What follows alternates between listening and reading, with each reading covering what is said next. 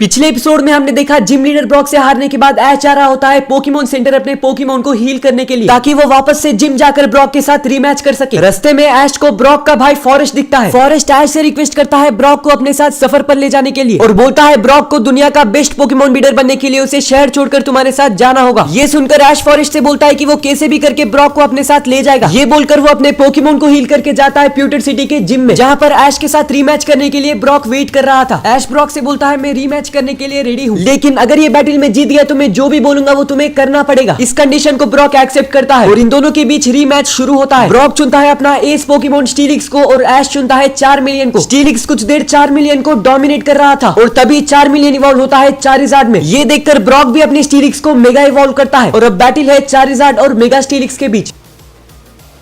Gym leader Brock बोलता है ऐश, ऐसे काफी कम ट्रेनर है जिनके साथ बैटल में मैंने अपने स्टीलिक्स को मेगा इवॉल्व किया है और तुम उन्हीं कुछ स्ट्रॉन्ग ट्रेनर्स में से एक हो। मैं तुमसे काफी ज्यादा इंप्रेस हुआ हूँ, लेकिन अभी तक मेरे मेगा स्टीलिक्स को कोई भी हरा नहीं पाया है। ऐश बोलता है इसका मतलब पहली बार तुम्हारा मेगा स्टीलिक्स हारने वाला है, क्योंकि इस बार तुम फ्लेम्स को नहीं हरा सकते हो। ब्रॉक अपने मेगा स्टीलिक्स से ड्रैगन ब्रेथ यूज करने बोलता है और ऐश चारिज़ार्ड से बोलता है फ्लेम थ्रोवर करने। ये दोनों मूव्स आपस में टकराते हैं। इतने स्ट्रॉन्ग मूव्स को लेड करने की वजह से एक काफी बड़ा धमाका होता है, लेकिन किसी भी पोकेमोन को कुछ नहीं होता। इस बार ऐश अपने चारिज़ार्ड से ड्रैगन क्लॉ यूज करने बोलता है और स्टीलिक्स करता है dragon breath. Charizard dragon claw को एक शील्ड की तरह यूज करता है ड्रैगन ब्रेथ के खिलाफ और स्टीलिक्स पर करता है ड्रैगन क्लॉ। ड्रैगन क्लॉ लगने पर ब्रॉक के स्टीलिक्स को काफी डैमेज पड़ता है। तभी ब्रॉक अपने स्टीलिक्स से आयरन टेल करने बोलता है और ऐश चारिज़ार्ड से बोलता है एक बार फिर से ड्रैगन क्लॉ करने। इस बार स्टीलिक्स के आयरन टेल के सामने ड्रैगन क्लॉ नहीं चलता और चारिज़ार्ड को लग जाती है आयरन टेल। चारिज़ार्ड को काफी डैमेज पड़ता है। दोनों मेगा स्टीलिक्स और चारिज़ार्ड बराबरी पर चल रहे हैं। ब्रॉक अपने मेगा स्टीलिक्स से डिग करने बोलता है और स्टीलिक्स डिग करके जाता है जमीन के अंदर और चारिज़ार्ड